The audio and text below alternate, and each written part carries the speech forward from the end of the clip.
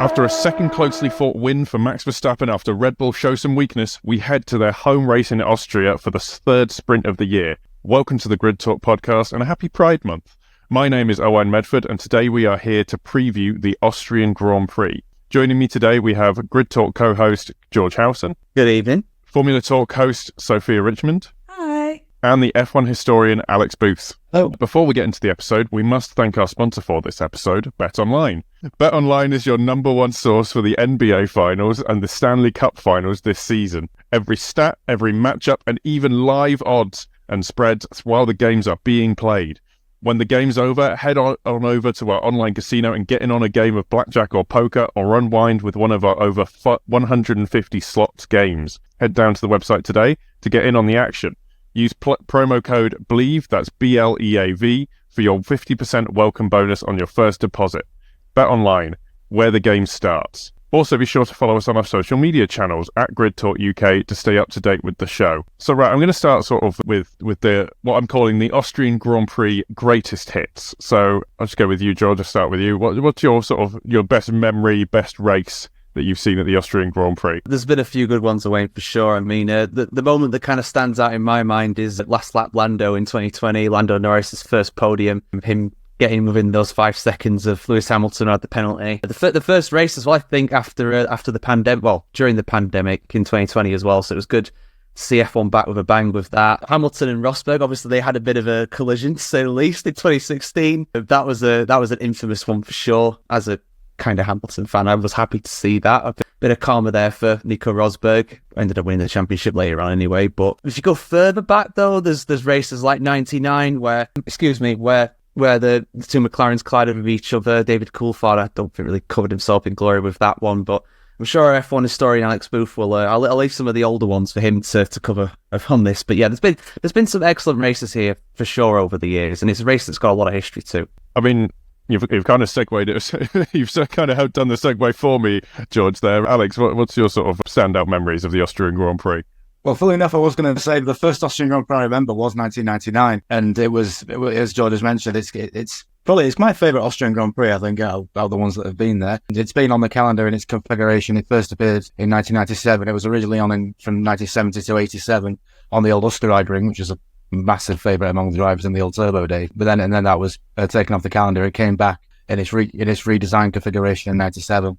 But yeah, 99 was a very interesting race. It was the first race after Schumacher had broken his leg at Silverstone. So it was going to be a foregone conclusion that Mika Hakkinen was going to romp to his second world title. And qualifying did nothing to upset that. McLaren could have been forgiven for thinking that they were going to go away with a 1-2 quite easily and a healthy lead in the championship. But then DC tried a bit of an ambitious move into the Remus curve on lap 1, and Hakkinen was right at the back, but he came back all the way to finishing third.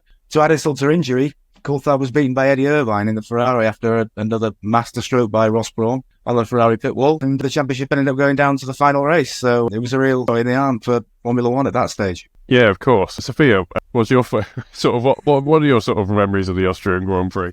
I mean, it'll be probably more speaking about recent. Obviously, George mentioned about Lando. I mean, go back even to last year, the amount of track limit penalties, which we will speak about. I mean, there was so many that even had double penalties, then triple penalties for different reasons. But it is such an iconic track. And going back to 2021, 2020, we actually raced it twice in a season as well due to the COVID pandemics. It proves how great of a track it is. It is one of the most iconic and well-known European circuits on the F1 calendar. It's also where a lot of the sports series also will be racing as well with it. So definitely in the most recent years, I think just seeing the amount of penalties, it's like that Oprah meme. You get a penalty, you get a penalty, you get a penalty. And I'm probably going to expect the same thing leading up to this weekend as well. Yeah, of course. I mean, I think it was 12 penalties given out in the race, notably for Sainz and Hamilton. I think it just sort of round things off. I think my favourite thing is about, well, it's they're not really my favourite things about the Austrian Grand Prix, but it's the only reason that we know about brake steer from McLaren. That was from I think 1997-ish, and it was when one of the photographers in the media realised that the rear brakes coming out of corners were glowing, which you wouldn't necessarily expect. Obviously, put them onto it, and we got the infamous sort of picture of the third brake pedal. And of course, the sort of incident that spurred the end of team orders with Ferrari, of course. And I believe I'll probably be corrected, 2001. So, well, it's funny you say that because there was a team orders incident with Ferrari in 2001, but it was for second place because Barrichello was running in second and they asked him to give up second place to Schumacher. That was a bit more understandable because the championship lead was only, well, it was going to be 2 points, but it ended up being 4 because of Schumacher being allowed through to second place. But 2002 was the big one where Barrichello slowed down in the last corner while leading to let Schumacher win the race, which was a bit ridiculous considering he had a massive lead in the championship and didn't really have much competition either because that Ferrari was just unbeatable that year, nearing it. And I am corrected because I didn't know. I'll be honest with you, I just picked it. I knew it was early 2000 and that's where I went. But yeah, honestly, it looks like the Austrian Grand Prix has had a kind of outsized impact, which is good because it's a legendary track. What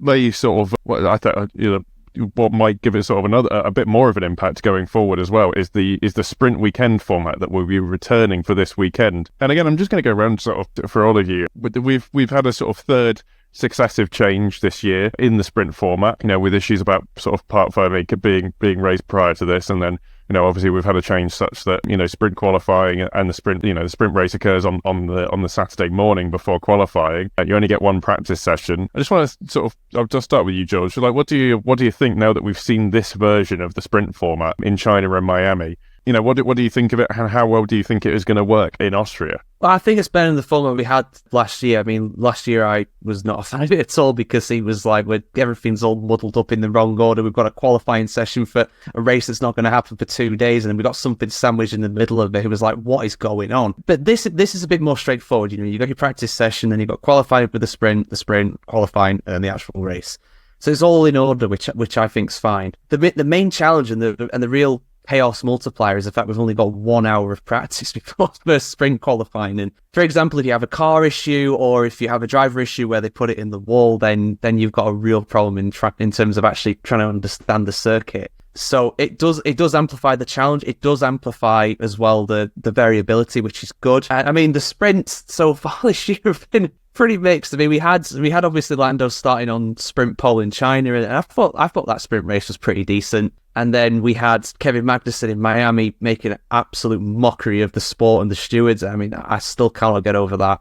I fully believe that he should have got a race ban for that, but that's by the by. So, but the thing is, you can't deny that it's entertaining for the neutral. So I am with people on that. I personally am not a big fan of having sprints in Formula One in general. I think it muddles with a lot of the stats and kind of the sanctity of the Grand Prix, which I think some people might think that's a bit extreme, but I do think it kind of messes with things in that way. But from an entertainment point of view, I get it, and I get why people like them because it is another race within a weekend. So in that sense, more is more. Yeah, of course, and you get that. At least now you get sort of the build, and you get the Friday night sort of qualifying on a Friday, which is nice, and then the same on a Saturday, and then obviously building to that race on the Sunday.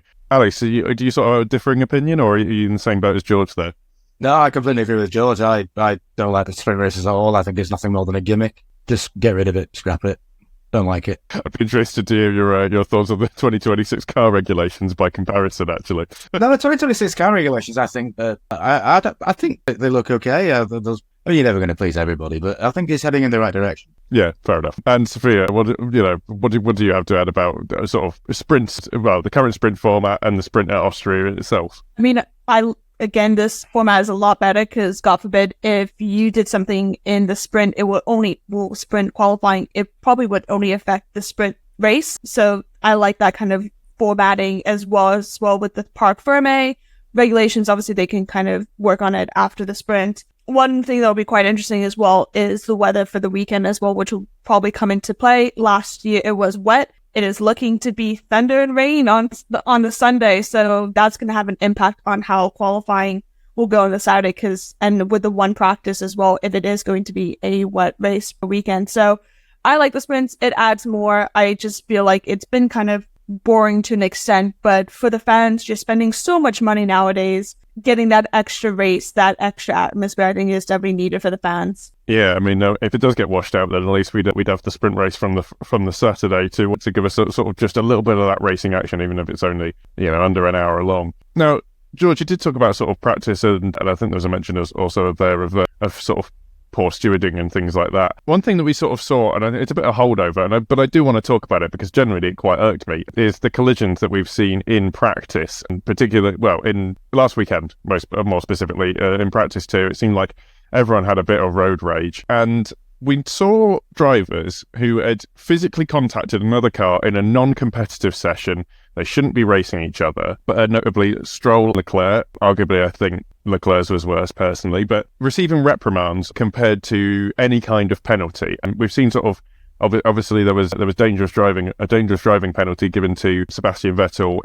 in a race in 2017 at Baku. Is this not worse? The fact that they've been given reprimands compared to penalties in a non-competitive session for hitting another driver and essentially using their car as a weapon. Oh yeah, I mean, you're not wrong there. That is what they're doing. Yeah, I mean, yeah, I'm absolutely with you. I mean, these drivers are meant to be the 20 best drivers in the world, and therefore they should be able to control their cars, especially in practice when they shouldn't be going full pelt absolutely all the time. Yeah, I mean, I would say Leclerc's one's worse as well, going off what you're saying there too. It's just unnecessary. That's the thing. There's nothing at play here. I get you want to get space and you want to, lay down a mark and be like, yes, look, I'm the fastest guy on the track or whatever. I get that there is that competitive edge there. I mean, all these Formula One drivers are like that. They're incredibly competitive animals. That's why they are where they are, and that's why they're paid so much money to do what they do. But you can't go hitting people like that, and you can't be so aggressive like that. I mean, if you drove like that on the road, people are going to honk you for it, and rightfully so. And they'll probably be sending some visual signs your way, if you know what I'm saying too. So, for F1, you can't go doing that.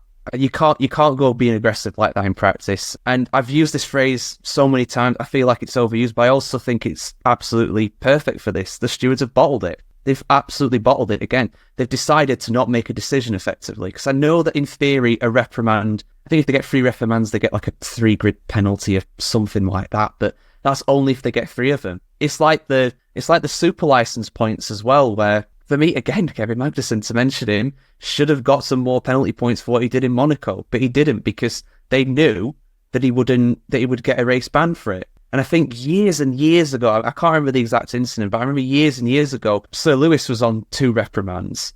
And for some reason, I'm thinking it's 2016 when he was fighting for the championship. And he did something, again, like cross the pit lane exit or something like that, broke some minor rule. And they didn't give him a reprimand for it because they knew it would have got him a grid penalty. And they knew it would have caused all kinds of headaches for the stewards to sort out. But it's like, that's your job. You're meant to police this.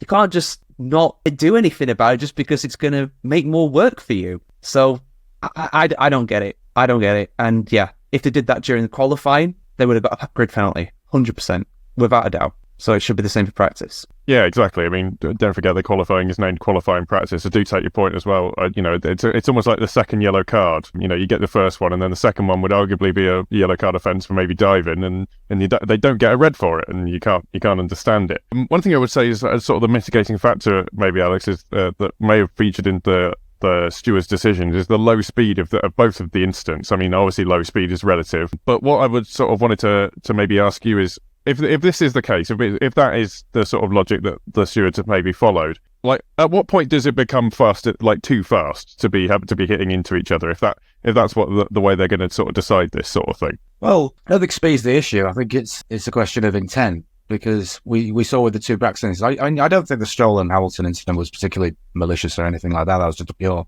mistake. And for stuff like that, I don't think penalties should come into it, because I just think they're too harsh and it ends up getting out of hand. With consistency, as George has alluded to. The Leclerc and Norris one does seem a little bit more different. It doesn't like he cut across him. And we have seen that in the past. Also in practice sessions, or Pastor Maldonado got done for that in Monaco in 2012 with Sergio Perez, and he had the previous offence of the allegedly using his car as a weapon as well. But yeah, but we've said this time and time again. It's in Formula One. It happens in other forms of motorsport as well. It's not just Formula One, where the stewards' decisions on the penalties are so inconsistent, and something has to be done to start. I don't exactly know what the answer is, but yeah, there just needs to be a bit more on it than that, or if needs be, maybe relax penalties a little bit, because sometimes penalties do get out of hand, and find them, make a statement. Yeah, of course. I mean, Sophia, do you, I just sort of, for the sake of completeness, do you have anything to add? Yeah, I mean, again, going with the inconsistency, we saw also in the race with Carlos Sainz and Lewis as well, nothing kind of coming from that. Again, I think Charles and Norris's one was more intent. If it ever turned into a damage as well. We've not seen any kind of penalties or discussions of fines or anything, but like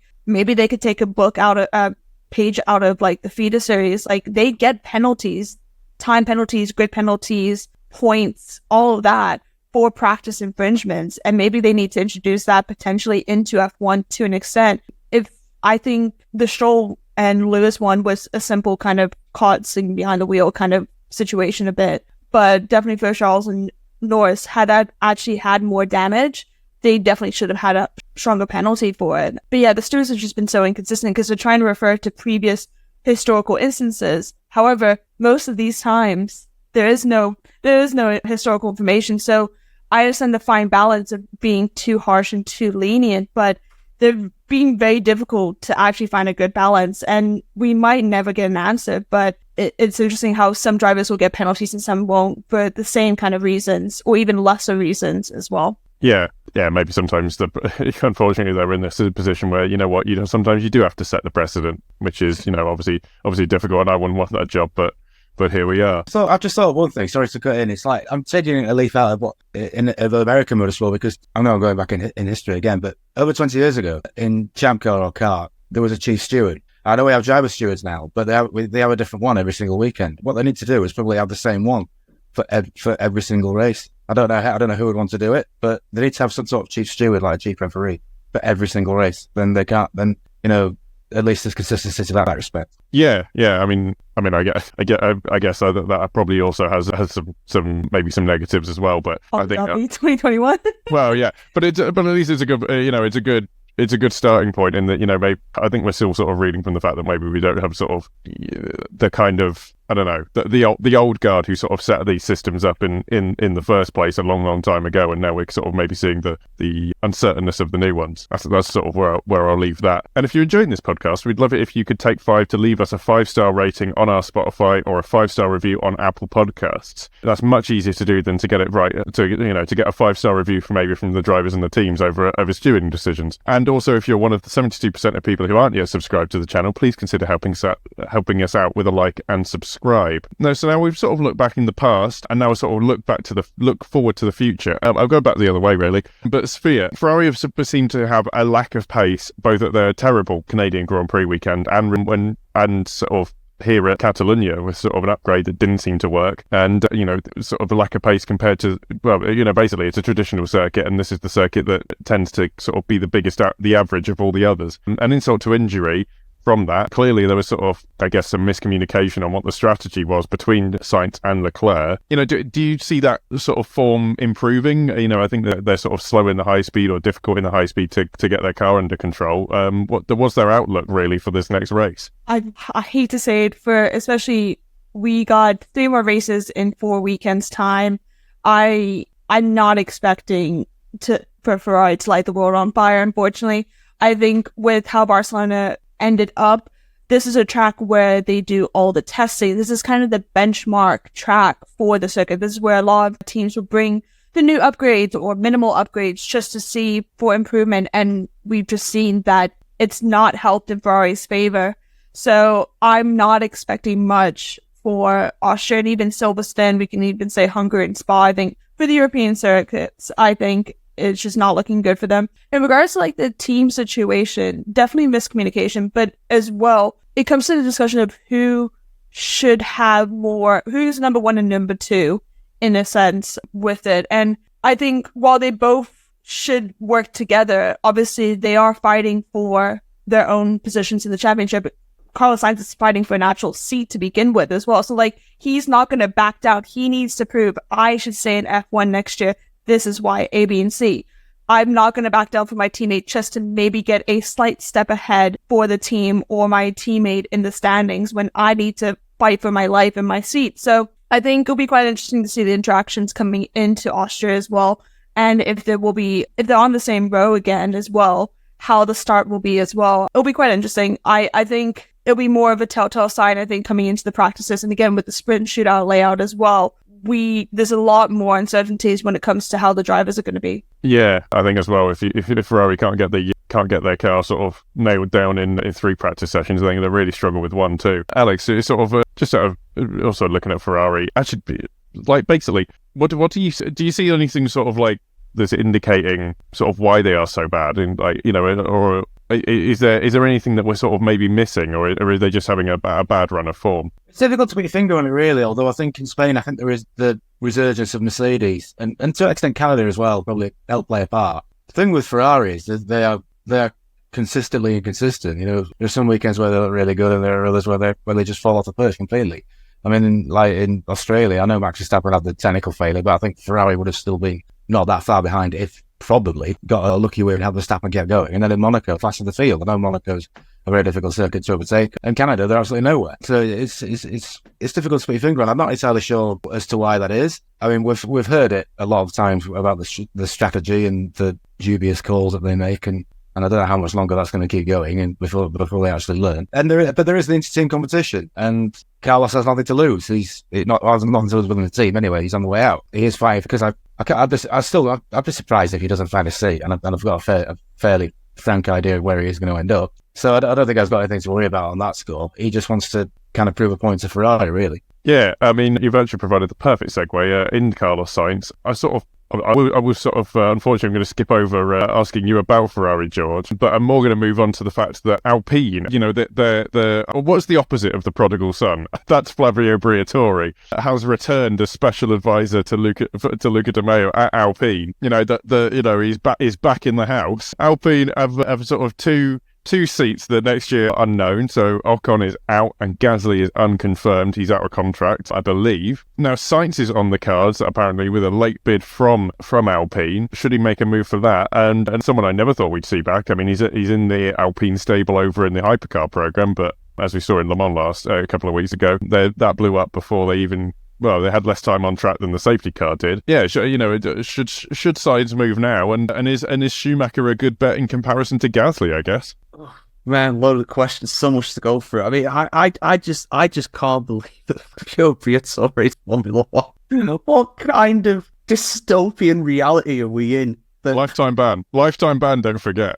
But it was reduced on appeal, so now the man's back. It's incredible, this.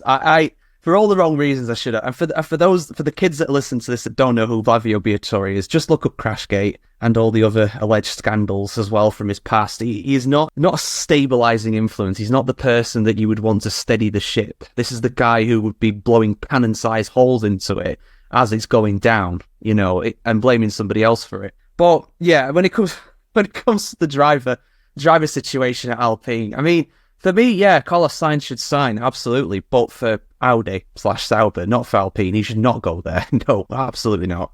That'd be a terrible move. I mean, again, it's just, for me, I mean, I've said it on a number of occasions, Alpine don't really know what they're doing. I mean, yes, they've had a resurgence, absolutely, recently. The car is looking better. They seem to have taken that 5th spot from Aston Martin. Somehow, I don't even know how they've managed that, but they have. But yeah, when it comes to the driver market, I mean, for me, Jack Doohan should absolutely be in an Alpine seat next year, no doubt about that. Gasly, I mean, obviously, I think Gasly should stay, but where's he going to go? He's not re-signed yet, so it makes you think something's going on. It is a bit odd. As for Mick, I mean, yeah, I mean, their hypercar program at Le Mans was a disaster. You are right, I think. I'm pretty sure the safety car was out for longer than most of the Alpines were during that race. I do like Mick. I do think he's an all right driver, but he's not on Gasly's level. And also, he'd be coming back into F1 after a year out. So, with the greatest respect to him, I think it would be a downgrade for Alpine. Having Mick alongside Jack Doohan, that's a very inexperienced lineup and one that would have to get to grips with the team very quickly. So I think Alpine should be doing absolutely everything in their power to sign Gasly for another year, but it's not happened yet. And the longer it goes on, the more you worry for him in that regard. Yeah, I mean, we've talked about Sainz a lot. I don't think he's in danger of not getting a seat. But yeah, I do want to talk about Alpine. Can they maintain this uptick in form, Sophia? It's been an intriguing sort of, well, they've walked up the grid, as you say, from compared to Aston Martin, who seem to walk back down the grid. And now that's just putting ideas in my head of Fernando Alonso breaking contract, going back to the master himself. It's Alpine next year. It's a weird one. They are, obviously, the fact that both of them got into Q3, did very well starting of the grid, both have points. And they're kind of a wild card for me, because, like, again, some weekends they are like, oh, are they actually going to do well? And then no. So it fluctuates a lot. I mean, going also with the drivers as well, like 100% do and should come in. I know, obviously, he's been involved with, albeit the free practice testing, which obviously wasn't very long enough due to the rain and the stint of that. But I mean, even I think Mick Schumacher is testing somewhere coming up as well for the Alpine. So that kind of adds more fuel to the fire of like, oh, will Mick get the second seat for it? Gasly definitely should retain, albeit Ocon has had more points than Gasly in the Alpine time frame as well. But over the last couple of years, last year I should say, Ocon's kind of done what Gasly did in Alpine's first year, doing so well at AlphaTauri, or even the last year of AlphaTauri for Gasly going downhill and now coming back. Ocon's kind of doing the same, and hence why he's probably out of the seat. Well, is out of the seat and maybe not get a seat somewhere else. But I don't know. Honestly, I don't know what to expect for Alpine. It's like flipping a coin nowadays. Yeah, I think maybe is this just 2024?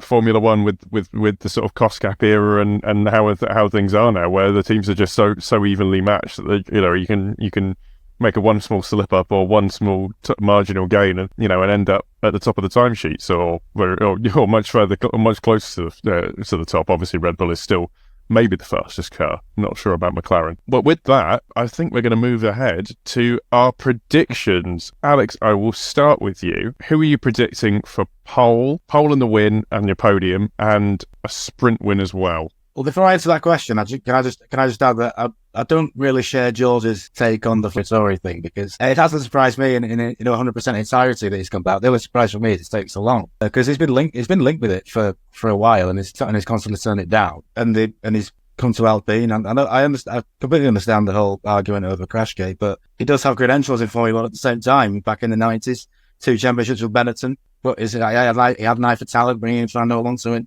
Leading the team to winning 2 championships there as well. So it's on the CV, and I do believe that there is a link to Mick Schumacher in this as well. And I wouldn't be surprised if you see Mick Schumacher. I'm not saying he's going to do, but I wouldn't be surprised if Mick Schumacher is driving an Alpine next year, and I'd be amazed if Pierre Gasly is not there. I think he'll be there. But I'll come back to your question. As much as it sounds boring, I just can't see Max Verstappen. We've raced at the Red Bull Ring 7 times in the last since 2018 we've raced there more. We raced there twice, a couple of times in a year. And the only times he hasn't won, I rehearsed this before I came on. I forgot what I was going to say now. The only times he didn't win were 2022 and both 2020 races. So he's got a lot of pedigree, and it's Red Bull brand's home venue as well. The car is still top notch. It might not have the edge that it did last year or the first couple of races this year. McLaren have certainly caught up, but he's Max Verstappen. He's just at the top of his game, and I think it'll be a clean sweep for him. That sounds terribly predictable to say, but I just can't see past it. I'd be amazed if somebody else won, Frank. Fair enough. Have you got a podium for us as well? Verstappen, Norris. I think Ferrari will be better. I think I'll go Leclerc third. Oh, interesting. So 3 different constructors on the podium. No mention of Perez, obviously. Sorry, Sergio. Yeah, well, he could drive better. George, what's your win and your podium, your sprint win? I mean, after losing the bet last year, I'm never going to back Perez again for anything. I think my fingers and dignity have well and truly burned on that one. Yeah, I mean, it's hard to argue against that. What Alex has said, but I'm gonna go for something different. I'm gonna live in hope for something different here. I'm gonna go for the qualifying master himself, Charles Leclerc, for pole position. I'm gonna go for my man Lando Norris for the sprint win, but I'm going to go for Verstappen for the Grand Prix win. It's hard not to. I mean, the guy's won at the Austrian Grand Prix. I think he might have won a Styrian Grand Prix on top of this, but at the Austrian Grand Prix, he's won more than anybody else 4 times. He is so good around here. It is the Red Bull home circuit, and he's just in pretty incredible form at the moment. So I'll go for Verstappen for the win. I'll go for Lando Norris for second place. Those two have been on the top step of the podium 5 times in the last... top 2 steps of the podium 5 times in the last 6 races, I think. So it's pretty much the whole time. And third place, just because it was his first podium in Spain, I'm going to go for the exact same podium again. I'm going to go for Sir Lewis in third. I can't believe that was his first podium of the season as well, by the way. How has it taken that long? It's still complete to the start of having 18 podiums in a row. 18 podiums, 18 years in a row with a podium for Lewis Hamilton. There we go. We've had to drop down to that one because he hasn't got the wins in a couple of years. Sophia, what's your sprint win and podium, please? Yeah, I think firstly with pole will probably be Max. I think sprint win will be Lando. I think for the race, Max will convert the pole to the win. I think P2 will be Charles. Hope, maybe. I mean, I'm backtracking what I said about Ferrari, but why not? I do that all the time. And I think P3, let's throw in something wild-ish, and let's do Oscar Piastri P3. Oh, interesting. Yeah, Oscar's been a bit off kilter of recent. You know what? I'm just going to be boring. I'm going to go Max Verstappen to take pole, Max Verstappen to take sprint win. I'm going to go Max Verstappen to take the real win as well. The Grand Prix win, and I'm going to go for a Mercedes 2-3 on the podium. Lewis Hamilton first, and then Russell second. That's what I'm going with. I mean, I don't know. I'm assuming something happens to McLaren. I don't know. That's what has to happen in that case. Just very quickly, a bold prediction from each of you. I'll start with you, George. I invented the bold prediction, but I genuinely forgot about it for this recording. You know what? I'll go. I mean, I've said it in sort of some videos as well this week. I'm going to go for Williams for a point, or at least some points this weekend. It's a track that has suited them traditionally, but they were absolutely dire in Spain, so I've got nothing to back that up on recent form. That's why it's a bold prediction. Really? Yeah, Alex, do you have a bold prediction? It might have a simple given the result in Spain, but I'm going to go for another good finish. Maybe the Dalton. I think they've done pretty well in recent times, considering where they were in Bahrain and Saudi, and it's only 3 months ago. I genuinely thought they were going to be that was going to be the story of the whole season. It was going to be like Williams in 2019, where they was on the back road nearly every Grand Prix. But credit to them, they've done a good job on the six. Fair enough. Yeah, I mean, to be fair, it's been a remarkable increase in form. Sophia, bold prediction for you. I mean, a little bit similar to George, but I say either Sargent, Bottas, or Zhou, who don't have any points so far. One of them will get points, whether it's in the sprint or in the main race. That's my bold. Fair enough. I mean, I have in my notes here, I kind of alluded to it earlier, but McLaren had missed sort of a second potential win in a row with Norris. I put third time lucky in Austria. But you know what? I'm going to go for the bold prediction. I'm going to go for a double outside the points finish from McLaren. Maybe something happens. Maybe they get caught. Maybe they get it completely wrong. I don't entirely foresee it happening, but that's why it's a bold prediction. Yeah. With that, I'll come back to you, Sophia. Just to sort of round out the show. Where can we find you? Where can we find more of what you're giving out? Yeah, I mean, as mentioned at the beginning, I host Formula Talk, where we cover F2 and F3 and F1 Academy and a few other series. You can find us pretty much where you listen to Grid Talk. We share the same kind of usernames and handles for all the information. You can also find me at everythingf1.com, where I write articles mostly about F2, F3, and F1 Academy. Awesome, yeah, and we're going to see more action from them. And if you want to catch up on the complimenter show for Spain that we've just had, it's always the place to do it. George, where can we find anything you have to promote? Yeah, so obviously I'm a regular on this show, but aside from that, I'm also doing videos and articles for the Chronicle group. So F1, football, motors, IndyCar, NASCAR, a lot of them, doing a lot of videos for those. If you want to check out any of the videos for those, you can head over to Microsoft Start, YouTube, Facebook, Instagram. I think we're on TikTok as well. I'm not down with the social medias like the kids, but I'm on there. So if you want to see more of that, then you could absolutely follow us on there. Fair enough. Alex, do you have anything that you want to be promoting? Well, at the moment, I'm covering the 1994 season chronologically, as in on this day. I mean, at the moment, we're in the middle of a 3-week gap because there was only 16 races then, not 24, so they weren't as frequent. But one's coming up this week because nearly 30 years ago to the day, it was announced that the Red Lion Nigel Mansell was returning for a one-off, the French Grand Prix in 1994. So that is the next event I will be covering. A big gap sounds quite nice as we head into as we're in the middle of a triple header, and I think it's 5 races in 6 weeks. Yeah, maybe Formula One being such a global sport isn't the best thing in the world. But whatever happens, however many races there are, Grid Talk will be available to cover them, and Grid Talk is available on YouTube, where most episodes are recorded live, as well as Amazon Fire, Spotify, Apple Music, Verbal, and Pocket Casts. Just search Formula One Grid Talk for our back catalogue of shows with previews and reactions to qualifying and race results. Please consider supporting the channel on Patreon so we can get mics, lights, and better recording equipment. Also, make sure you subscribe so you're the first to know when each new weekly episode is released. We will be back soon with plenty more F1 content. Thank you very much for listening to the Grid Talk podcast, presented by Bet Online, and goodbye.